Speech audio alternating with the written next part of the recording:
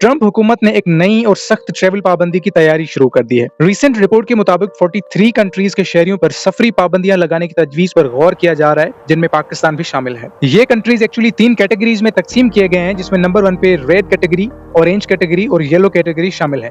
इसका क्या मतलब है? क्या पाकिस्तानियों के लिए अमेरिका का सफर मजीद मुश्किल हो जाएगा? आइए इस पर तफसील से बात करते हैं।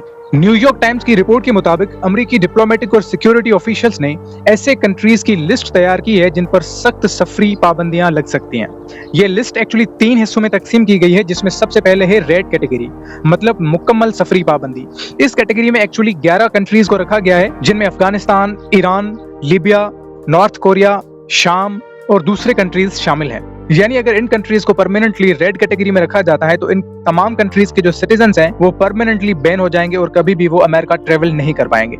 दूसरी कैटेगरी है ऑरेंज कैटेगरी। इसका मतलब है कि वीजा के सख्त उसूल, यानी वीजा लेने में आपके ऊपर तमाम स्ट्रिक्ट रूल्स अप्लाई किए जाएंगे और इस लिस्ट में तकरीबन 10 कंट्रीज शामिल हैं जहां सिर्फ बड़े बड़े कारोबारी अफराद को वीजा दिया जा सकता है, जबकि आम मुसाफिरों, टूरिस्ट और इमिग्रेंट्स को मुश्किलात का सामना होगा।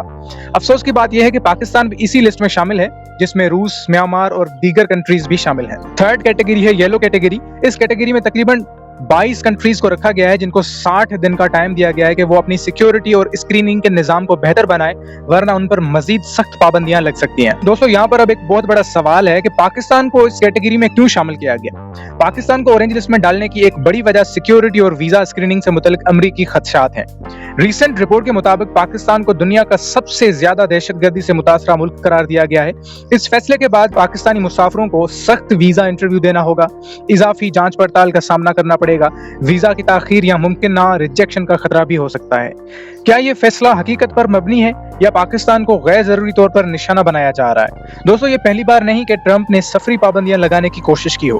पहली बार अदालतों ने उनके अहकामात को रोका था और सदर जो बाइडेन ने इक्तदार संभालते ही उन पाबंदियों को खत्म कर दिया था। लेकिन अब ट्रंप दोबारा सदर हैं और पाबंदियां भी वापस आ रही हैं। क्या ये वाकई कौमी सलामती का मसला है या ट्रंप इंतखाबात से पहले वोटर्स को मुतासिर करने के लिए सख्त इमिग्रेशन पॉलिसी दिखा रहे हैं? अगर ये पाबंदी मंजूर हो गई तो इसके असरात उन लोगों पर पड़ेंगे जो कि अमेरिका में तालीम हासिल करने के ख्वाहिशमंद यानी स्टूडेंट्स हैं, या वो लोग जो अपने खानदान वालों से मिलने जाने वाले अफराद हैं, या वो लोग जो कि कारोबारी अफराद हैं या प्रोफेशनल्स हैं।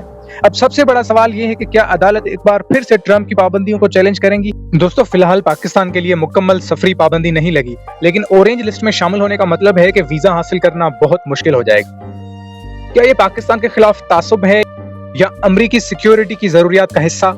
आपकी क्या राय है? कमेंट्स में अपनी राय जरूर दें और हमारे चैनल को लाइक, सब्सक्राइब और शेयर करें ताकि आपको लेटेस्ट एजुकेशनल अपडेट्स मिलती रहें।